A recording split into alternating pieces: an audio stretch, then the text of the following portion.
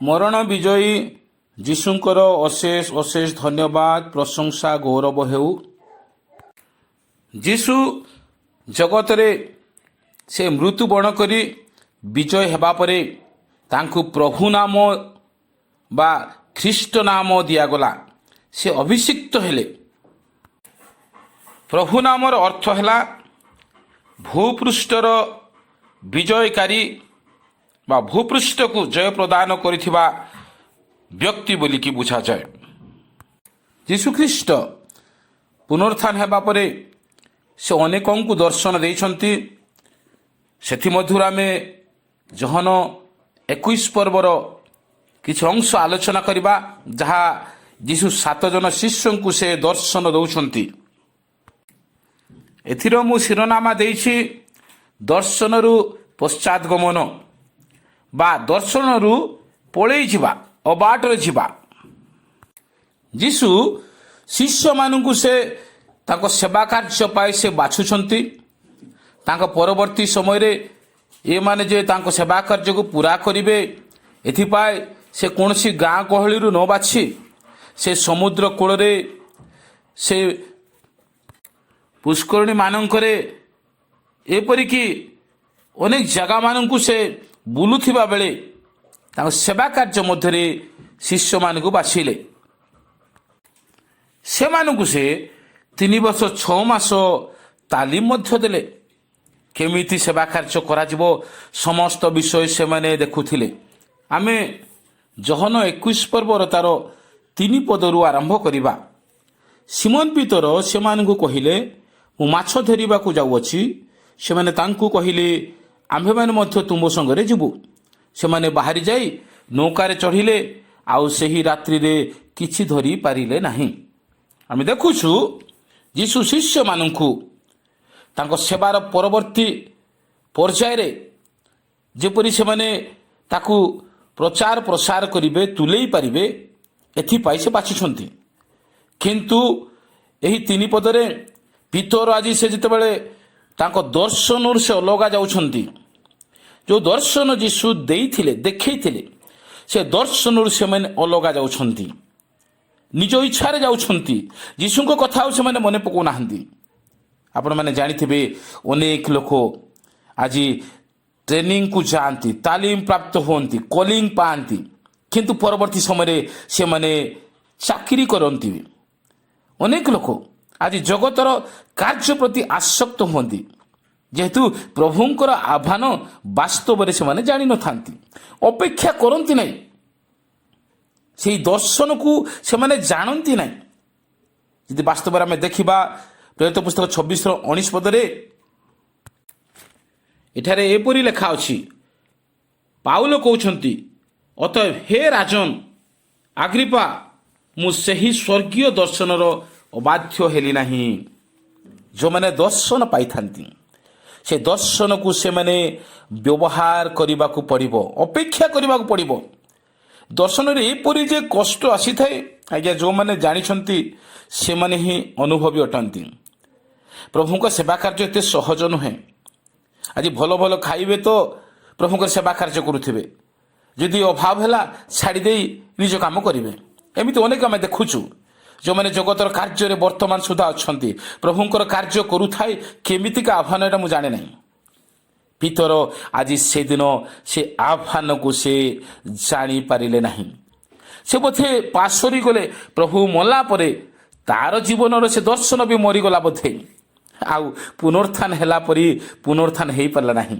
ଯଦି ହେଇଥାନ୍ତା ସେ ଯାଇନଥାନ୍ତା। ଯୀଶୁ ତାଙ୍କୁ ପୁନର୍ବାର କହିବାକୁ ଯାଉଛନ୍ତି, ଏଇଥିପାଇଁ, ଆରେ ବାପା, ମୁଁ ତୋତେ ଯେଉଁ ସେବା କାର୍ଯ୍ୟ ପାଇଁ ବାଛିଛି, ପୁନର୍ବାର ସେ କାର୍ଯ୍ୟ କରିବାକୁ ନୁହେଁ, ପୁନର୍ବାର ପଛକୁ ଯିବାକୁ ନୁହେଁ, କେବଳ ଆଗକୁ ଯିବାକୁ ବାଛିଛି। ଯଦି ଆପଣମାନେ ବି ଜାଣିଥିବେ, ଯଦି କାହାକୁ ଆପଣ କିଛି କହିଥିବେ, ସେମାନେ ଯଦି ତଦନୁସାରେ କରିବେ ନାହିଁ, ତେବେ ତ ଆମେ ରାଗିଥାଉ। କିନ୍ତୁ ଯୀଶୁ ଏଠି ରାଗିଲେ ନାହିଁ କାହିଁକି? କ୍ରୋଧ କଲେ ନାହିଁ। ସେମାନଙ୍କ ପାଖକୁ ସେ ଯାଉଛନ୍ତି। ଆମେ ହେଲେ କହିବା ଶିଖିଲେ ଶିଖୁ, ନହେଲେ ନାହିଁ।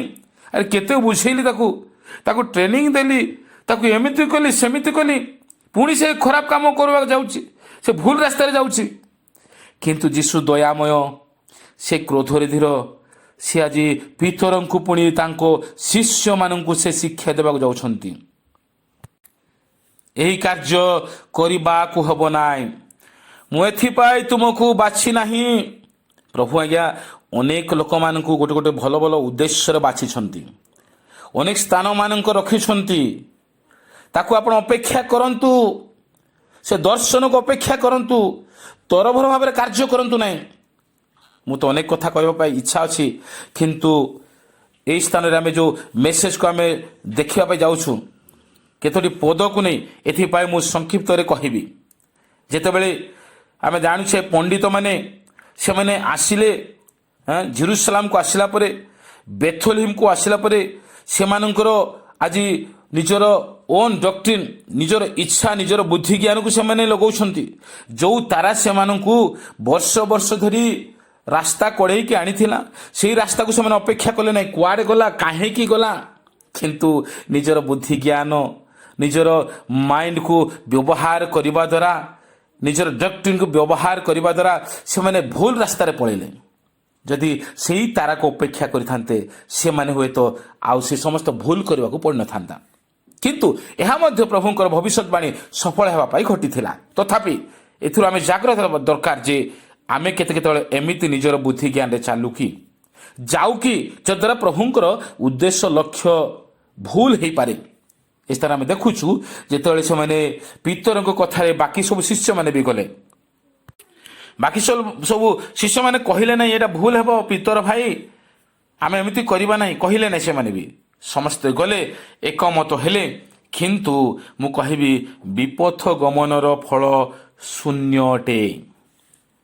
ଆମେ ଯେବେ ପ୍ରଭୁଙ୍କୁ ଛାଡ଼ି ଆଶା ହେଇ ପାଇବୁ ବୋଲି ଇଚ୍ଛା କରି ନିଜ ଇଚ୍ଛାରେ ଯାଇଥାଉ, ଇନକମ୍ କରି ବୋଲି ଭାବିଥାଉ, ସେତେବେଳେ ଆମକୁ କିଛି ମିଳିନଥାଏ। ଆଜ୍ଞା ଆମେ ଦେଖୁଛୁ ସେଇ ରାତିରେ ସେମାନେ କିଛି ଧରିପାରିଲେ ନାହିଁ।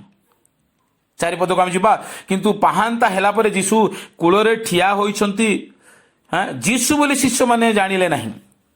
ଯେତେବେଳେ ଆପଣମାନେ ସଂସାର ପ୍ରତି ଚାଲିଯିବେ, ସଂସାର ମୁହଁ ପ୍ରତି ମୁହଁ ମୋଡ଼େଇବେ, ସେତେବେଳେ ଆଜ୍ଞା ଆଉ ଯୀଶୁ ଦେଖାଯିବେ ନାହିଁ, ପ୍ରଭୁ ଆଉ ସମ୍ମୁଖରେ ଦେଖାଯିବେ ନାହିଁ। ଚକ୍ଷୁ ଅନ୍ଧ ହେଇଯିବ ଆଜ୍ଞା, ଜଗତ ପ୍ରତି ହିଁ ଚକ୍ଷୁ ଦେଖିବ, ଆଉ ଭଲ ବିଷୟ ସେ ଦେଖିପାରିବ ନାହିଁ। ଇଏମାନେ ଯୀଶୁଙ୍କୁ ଚିହ୍ନିଲେ ନାହିଁ, ଯେଉଁ ଯୀଶୁ ସେମାନଙ୍କ ସହିତ 3 ବର୍ଷ 6 ମାସ ରହିଲେ। ଯୀଶୁଙ୍କୁ ଜାଣିଲେ ନାହିଁ। ଯଦି ଆମେ 5 ପଦ ଦେଖିବା, ଯୀଶୁ ସେମାନେ କହୁଛନ୍ତି, ହେ ପିଲାମାନେ, ତୁମାନଙ୍କ ପାଖରେ କ'ଣ କିଛି ଖାଇବାର ଅଛି କି? ବାସ୍ତବରେ ଯେଉଁ ଲୋକମାନଙ୍କୁ ସେ ତାଲିମ କରିକି ଶିକ୍ଷା ଦେଇକିରି ଚଳେଇଥିଲେ, ସେମାନେ ଆଜି ଯେତେବେଳେ ବିପଥଗାମୀ ହେଉଛନ୍ତି, ଭୁଲ ରାସ୍ତାରେ ଯାଉଛନ୍ତି, ଏମାନଙ୍କୁ କ'ଣ ବଡ଼ ଲୋକ ବୋଲି କୁହାଯିବ? ଏ ଲୋକମାନଙ୍କୁ କ'ଣ ସମ୍ମାନର ସହିତ ଗୋଟେ କଥା କୁହାଯିବା ଦରକାର ନଥିଲା କି? ଯୀଶୁ ଏମାନଙ୍କୁ ରାଗି ନାହାନ୍ତି, ସତ କଥା, କିନ୍ତୁ କହୁଛନ୍ତି, ହେ ପିଲାମାନେ। ଏସବୁ କାମକୁ ପିଲାଳିଆ କାମ ବୋଲି କୁହାଯାଏ, ପିଲା ବୁଦ୍ଧି ବୋଲି କୁହାଯାଏ। ଯାହା ଏମାନଙ୍କୁ କୁହାଯାଇଛି, ଯଦି ଏମାନେ କରିପାରୁନାହାନ୍ତି ବୋଲି ତ ଏମାନଙ୍କୁ କ'ଣ ବଡ଼ ଲୋକ ବୋଲି କୁହାଯିବ? ପିଲା ବୁଦ୍ଧି ହିଁ କୁହାଯିବ। ଏମାନଙ୍କ ବୁଦ୍ଧି ପିଲାଠାରୁ ବି ବହୁତ ସାନ ହୋଇଯାଇଛି। ଏମାନେ ଭଲ ମନ୍ଦ ବିଷୟ ବିଚାର କରୁନାହାନ୍ତି, ଠିକ୍ କାର୍ଯ୍ୟ କ'ଣ ତାହା ମଧ୍ୟ ବିବେଚନା କରିନାହାନ୍ତି। ପୁନର୍ବାର ସେଇ କାମ ଯାହା ସେମାନେ କରୁଥିଲେ, ସେଇ କାମକୁ ସେମାନେ ଯାଉଛନ୍ତି, ପଶ୍ଚାତ ଗମନ କରୁଛନ୍ତି। 6 ପଦରେ ଆମେ ଦେଖୁଛୁ, ସେ ସେମାନଙ୍କୁ କହିଲେ, ନୌକାର ଡାହାଣ ପାଖରେ ଜାଲ ପକାଅ, ଆଉ ତୁମମାନେ ପାଇବ। ସେଥିରେ ସେମାନେ ଜାଲ ପକାଇ ଆଉ ଏତେ ମାଛ ପଡ଼ିଲା ଯେ ସେମାନେ ତାହା ଟାଣିପାରିଲେ ନାହିଁ। ଦେଖନ୍ତୁ ପ୍ରିୟ ବନ୍ଧୁଗଣ, ଯଦି ଆପଣ ବା ମୁଁ ଆମେ ଯୀଶୁଙ୍କ ଠାରୁ ଦୂରକୁ ଯାଉଛୁ, ଯୀଶୁ ଆମମାନଙ୍କୁ କେବେ ବି ତୁଚ୍ଛ କରନ୍ତି ନାହିଁ, ଘୃଣା କରନ୍ତି ନାହିଁ। ସେ ଆମମାନଙ୍କୁ ପ୍ରେମ କରନ୍ତି। ସେ ପ୍ରେମ କରୁଥିବାରୁ ହିଁ ସେଦିନ ଶିଷ୍ୟମାନଙ୍କ ପାଖକୁ ଗଲେ, ନଚେତ ସେମାନେ ଭୁଲ ରାସ୍ତାରେ ଚାଲିଯିବେ, ଭୁଲ ପଦକ୍ଷେପ ନେଇଛନ୍ତି, ଭୁଲ ନିଷ୍ପତ୍ତି ନେଇଛନ୍ତି। ଏହା ଠିକ୍ ନୁହେଁ ବୋଲି ଯୀଶୁ ସେମାନଙ୍କ ନିକଟ ଗଲେ, ସେମାନଙ୍କୁ ଶିକ୍ଷା ଦେଲେ, ସେମାନଙ୍କୁ କହିଲେ, ବର୍ତ୍ତମାନ ତୁମେ କ'ଣ କର? ଡାହାଣ ପାଖରେ ଜାଲ ପକା। ଡାହାଣ ପାଖର ଅର୍ଥ କ'ଣ ଜାଣିଛନ୍ତି? ଠିକ୍ କାମ କର, ରାଇଟ୍ ସାଇଡ଼୍ରେ ଚାଲ, ବାମ ପାଖରେ ଚାଲ ନାହିଁ। ଆଜି ଆମେ ଡାହାଣ ପାଖରେ ଯଦି ଚାଲିବା, ଠିକ୍ କାମ ଯଦି କରିବା ଆମକୁ କେହି ବି ଆହୁରି ପୂର୍ବପରି କହିବେ ନାହିଁ। ଯେଉଁମାନେ ରାଇଟ୍ କାମ କରନ୍ତି ସେମାନଙ୍କୁ ଲୋକ ପ୍ରଶଂସା କରନ୍ତି। ଯୀଶୁ ଏଠି କହିବାକୁ ଚାହିଁଲେ ଯାହା ଭୁଲ ହେଇଗଲା ଅତୀତକୁ ଛାଡ଼ିଦିଅ, ବର୍ତ୍ତମାନ ଠାରୁ ଠିକ୍ ରାସ୍ତାରେ ଚାଲ, ଡାହାଣ ପଟେ ଚାଲ, ଧାର୍ମିକତାର ପଥ ଅନୁସରଣ କର। ଭୁଲରେ ବି ଆଉ ସେ ମାଛ ହେବାକୁ ତମେ ଚାହିଁବ ନାହିଁ। ଆଜିଠାରୁ ତୁମେ ମୋର ସେବା କରିବ। ମୁଁ ଅଳ୍ପ ଦିନ ରହିବି, ତାପରେ ମୁଁ ଚାଲିଯିବି। ଆଜିର ବାକ୍ୟର ତାତ୍ପର୍ଯ୍ୟ ହେଲା ଆମେ ଯେଉଁ ଆହ୍ୱାନରେ ଆହୁତ ହେଇଛେ ସେଥିରୁ ଆମେ ଯୋଗ୍ୟ ଆଚରଣ କରିବାକୁ ହେବ। ଆମେ କେବଳ ପ୍ରଭୁଙ୍କ ଇଚ୍ଛାକୁ ଅପେକ୍ଷା କରି ଚାଲିବାକୁ ହେବ। ସେଥିପାଇଁ ଏଫେସୀୟ 4:1 ପଦରେ ବି ଆଜି ପାଉଲ କହନ୍ତି, ଅତଏବ ପ୍ରଭୁଙ୍କ ହେତୁ ବନ୍ଦୀ ଯେ ମୁଁ ତୁମମାନଙ୍କୁ ଅନୁରୋଧ କରୁଅଛି, ତୁମମାନେ ଯେଉଁ ଆହ୍ୱାନରେ ଆହୁତ ହୋଇଅଛ ସେଥିର ଯୋଗ୍ୟ ଆଚରଣ କର। ଯେଉଁ କାର୍ଯ୍ୟ କରିବା ପାଇଁ ଆମେ ଯେଉଁ ଆହ୍ୱାନରେ ଆମେ ଆଜି ମନୋନୀତ ହେଇଛେ, ଆହୁତ ହେଇଛେ, ସେଥିରୁ ଆମେ ଅଲଗା ହେବାକୁ ହେବ ନାହିଁ। ପ୍ରଭୁଙ୍କ ନିକଟରେ ଆମମାନଙ୍କର କାର୍ଯ୍ୟକୁ ବଜେଇ ରଖିବାକୁ ହେବ। ଆଶୁ, ଦୁଃଖ, ନିନ୍ଦା, ତାଡ଼ନା ଯାହା ବି ହଉ, ପ୍ରଭୁ ଯଦି ଆମମାନଙ୍କୁ ବାଛିଛନ୍ତି ସେ ବ୍ୟବହାର କରିବେ, ସେମାନଙ୍କୁ ସେବାରେ ଆଗେଇ ନେବେ। ତେଣୁ ଏଭ୍ରି ପୁସ୍ତକ 3:12 ପଦରେ ବି ସୁନ୍ଦର କଥା ଲେଖା ଅଛି, ହେ ଭାଇମାନେ ସାବଧାନ, ଯେପରି ଜୀବନ୍ତ ଈଶ୍ୱରଙ୍କ ଠାରୁ ବିମୁଖକାରୀ ଦୁଷ୍ଟ ଅବିଶ୍ୱାସୀ ହୃଦୟ ତୁମମାନଙ୍କର କାହାରିଠାରେ ନଥାଏ। ଜାଗ୍ରତ ଆମେ ହେବା ଦରକାର। ଆମମାନଙ୍କୁ ଯେ ବାଟ ବଣା କରି ନେଇଯାଏ, ବିମୁଖ କରିଦିଏ, ଏହିପରି ଈଶ୍ୱରଙ୍କ ଠାରୁ ଏକ ଶତ୍ରୁ ଅଛି ଯିଏକି ଆମମାନଙ୍କୁ ବଣା କରିକିରି ଆମମାନଙ୍କ ହୃଦୟକୁ ବିନଷ୍ଟ ନ କରେ। ଜୀବନ୍ତ ଈଶ୍ୱରଙ୍କ ଠାରୁ ଏହା ଆମେ ଜାଣିବା ଦରକାର। ସେହି ଏଭ୍ରି ପୁସ୍ତକ 10:38 ପଦରେ ବି ଲେଖା ଅଛି, ଆମ୍ଭର ଧାର୍ମିକ ବ୍ୟକ୍ତି ବିଶ୍ୱାସ ଦ୍ୱାରା ବଞ୍ଚିବ, କିନ୍ତୁ ଯଦି କେହି ପଶ୍ଚାତପଦ ହୁଏ ତାହେଲେ ଆମ୍ଭର ଆତ୍ମା ତାହାଠାରେ ସନ୍ତୁଷ୍ଟ ନାହିଁ। ଆମେ ଦେଖୁଛେ ଯେଉଁମାନେ ସନ୍ତୁଷ୍ଟ କରିବା ପାଇଁ ଚାହୁଁଛନ୍ତି ସେମାନେ ପ୍ରଭୁଙ୍କ ଇଚ୍ଛାକୁ ବୁଝିବେ, କିନ୍ତୁ ଯେଉଁମାନେ ଆଜି ପ୍ରଭୁଙ୍କ ଠାରୁ ଅଲଗା ହେବାକୁ ଚାହାନ୍ତି, ପଶ୍ଚାତପଦ ହେବାକୁ ଚାହାନ୍ତି, ବାଇବେଲ କହୁଛି ତାଙ୍କଠାରେ ଆତ୍ମା ନାହିଁ, ତେଣୁ ସେମାନେ ଅଲଗା ହେଉଛନ୍ତି। 39 ପଦରେ ପୁଣି ସୁନ୍ଦର କଥା ଲେଖା ଅଛି, ମାତ୍ର ଯେଉଁମାନେ ବିନାଶ ନିମନ୍ତେ ପଶ୍ଚାତପଦ ହୁଅନ୍ତି ଆମ୍ଭେମାନେ ସେମାନଙ୍କ ଦଳର ଲୋକ ନୋହୁଁ, କିନ୍ତୁ ଆମ୍ଭେମାନେ ପରିତ୍ରାଣ ନିମନ୍ତେ ବିଶ୍ୱାସ କରୁଥିବା ଲୋକର ଦଳଠୁ। ପ୍ରିୟ ବନ୍ଧୁଗଣ, ଆମ ଜୀବନ ନିମନ୍ତେ ପ୍ରଭୁ ଯେଉଁ ଚିନ୍ତା କରିଛନ୍ତି, ଆମମାନଙ୍କୁ ଯେଉଁ ଆହ୍ୱାନ କରିଛନ୍ତି ଅନେକ ଲୋକମାନଙ୍କ ଠାରୁ, ଆମେ ବୁଝିବା ଦରକାର। ସେଥିପାଇଁ ଆମେ ସେଇ କାର୍ଯ୍ୟରେ ନିୟୋଜିତ ହେବାକୁ ପଡ଼ିବ, ଅନ୍ୟ କାର୍ଯ୍ୟ ନାହିଁ। ଆଉ ଗୋଟେ ପଦ ପଢ଼ି ଆମେ ସମାପ୍ତ କରିବା, ତାହା ହେଉଛି 2 ତିମୋଥୀ 2:4 ପଦ। କୌଣସି ଲୋକ ସୈନ୍ୟ କାର୍ଯ୍ୟ କରି ସଂସାରର ଅନ୍ୟ କାର୍ଯ୍ୟରେ ନିଜକୁ ଆବଦ୍ଧ କରେ ନାହିଁ, ଯେପରି ସୈନ୍ୟ ପଦରେ ନିଯୋଗ କର୍ତ୍ତାଙ୍କୁ ସେ ସନ୍ତୁଷ୍ଟ କରିପାରେ। ଦେଖୁଛୁ, ଆମେ ଯଦି ସୈନିକ କାର୍ଯ୍ୟରେ ଯଦି ଆମେ ନିଯୁକ୍ତ ହେଇଛୁ, ଆମେ ଅନ୍ୟ କାର୍ଯ୍ୟ କରିପାରିବା ନାହିଁ। ଯଦି ଆମେ କରିବା ତେବେ ଆମମାନଙ୍କର ଯେଉଁ କର୍ତ୍ତା ଅଛନ୍ତି, ସେ ସୈନ୍ୟ କାର୍ଯ୍ୟର ମୁଖ୍ୟ ଲୋକ, ସେ କେବେ ବି ଆମମାନଙ୍କୁ ସନ୍ତୁଷ୍ଟ ହେବ ନାହିଁ। ସେ ରାଗିବ, ସେ କ୍ରୋଧ କରିବ। ତେଣୁ ଆମମାନଙ୍କର ସୈନ୍ୟ କାର୍ଯ୍ୟ ମଧ୍ୟ ସେମିତି ଅଟେ। ଆମକୁ ମଧ୍ୟ ଯେ ନିଯୁକ୍ତି କରିଛନ୍ତି, ଆମେ ଯଦି ଅନ୍ୟ କାମ ପ୍ରତି ଧ୍ୟାନ ଦେଉଛୁ ସେ ବି ବିରକ୍ତ ହେବେ। କିନ୍ତୁ ଆମେ ସେମିତି ଭୁଲ କରିବା ନାହିଁ। ଯାହା ଆମେ ଦେଖୁଛୁ, ଶିଷ୍ୟମାନେ ସେମାନେ ତାଲିମ ପ୍ରାପ୍ତ ହେଲା ପରେ, ସେମାନେ ଶିକ୍ଷା ଲାଭ କଲା ପରେ ପୁନର୍ବାର ସେମାନେ ମାଛ ଧରିବାକୁ ଯିବାର ନଥିଲା।